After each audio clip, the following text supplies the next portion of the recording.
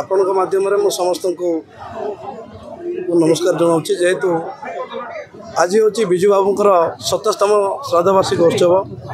ଏ ଶ୍ରାଦ୍ଧବାର୍ଷିକ ଦିବସରେ ଆମମାନଙ୍କର ବାଲିଗୁଡ଼ା ନିର୍ବାଚନ ମଣ୍ଡଳୀର କଟଗଡ଼ ବ୍ଲକର ବାରିଗଡ଼ଠାରେ ଆଜି ଯେଉଁ ସଭା ଆୟୋଜନ କରାଯାଇଥିଲା, ଏହି ସଭାରେ ଆପଣମାନେ ଦେଖୁଥିଲେ ଯେ ବହୁ ସଂଖ୍ୟାରେ ଯୋଗ ଦେଇଛନ୍ତି, ଯାହାକି ଇଏ ହେଉଛି ନବୀନ ବାବୁଙ୍କ ଭଲ ପାଇବା। ଏବଂ ଆଜି ନିର୍ବାଚନୀ ପ୍ରଚାର ମଧ୍ୟ ଆମେ ଆରମ୍ଭ କରିଛୁ।